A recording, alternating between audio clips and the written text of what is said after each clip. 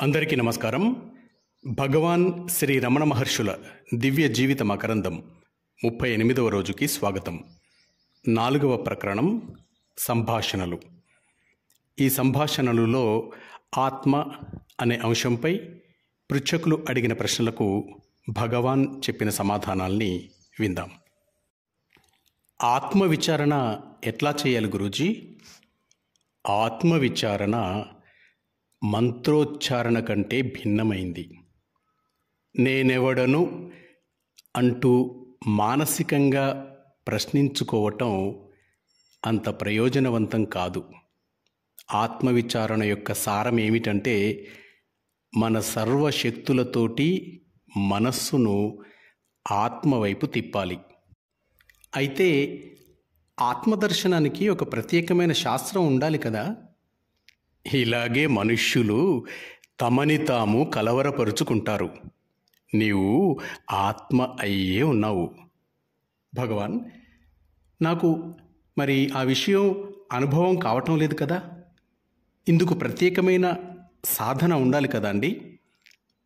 నీ మెడలోని గొలుసు పోయిందని నీవు భ్రాంతి పడితే ఎవరు ఎక్కడి నుంచి మీకు ఆ గొలుసు తెచ్చివ్వగలరు?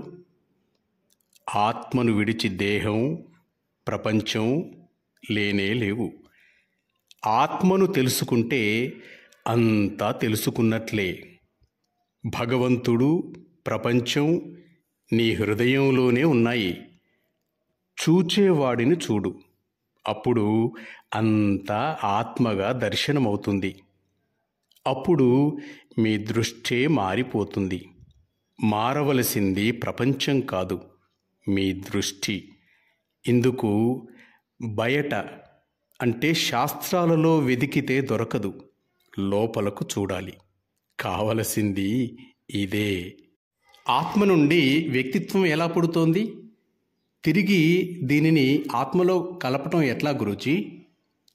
అగ్ని నుండి ఒక కణం బయటకు వచ్చినట్లు ఆత్మ నుండి అహంకారం బయటకు వస్తోంది.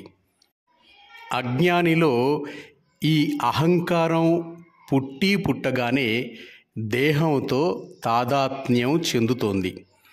ఏదో ఒక ఆలంబనం లేకుండా అహంకారం నిలవదు.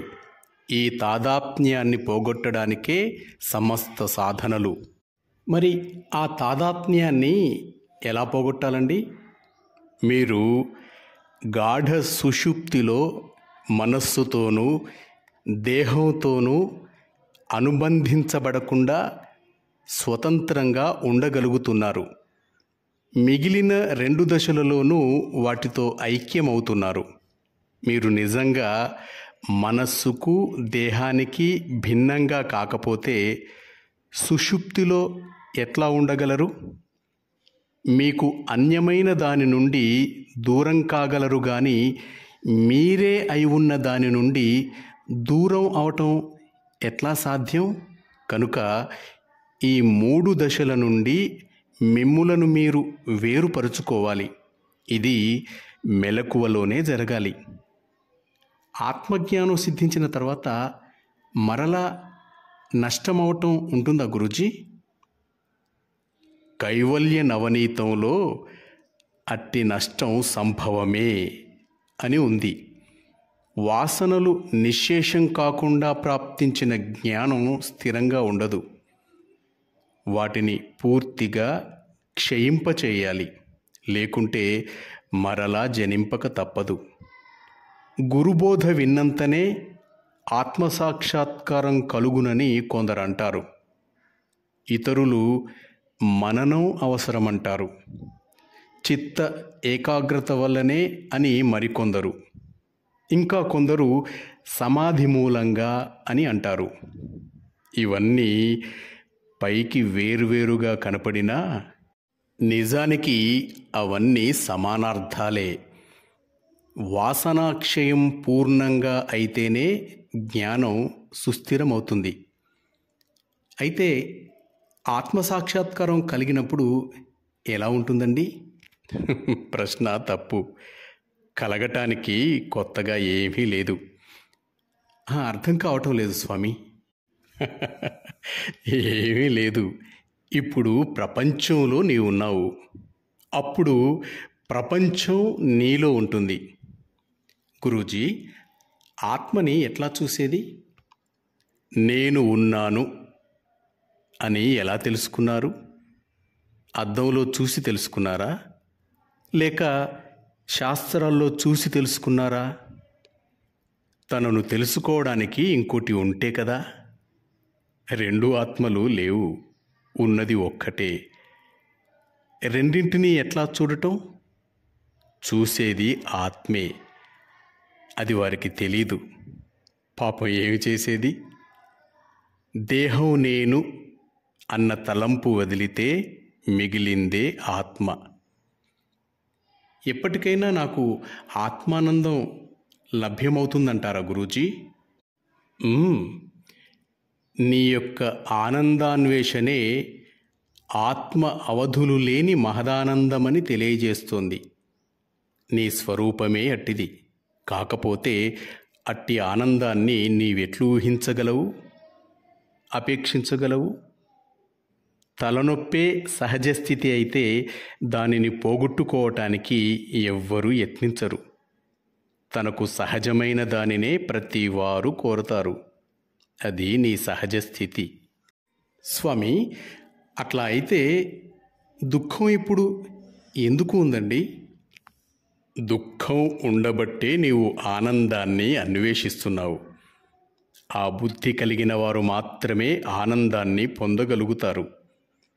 ఇంతకు ఆనందం అంటే ఏమిటి? ఆరోగ్యం, ఐశ్వర్యం, అధికారం, ఇవే ఆనందం అంటే? ఇవన్నీ ఉన్న మహారాజు కూడా అంతులేని సమస్యలతో సతమతమవుతున్నారు.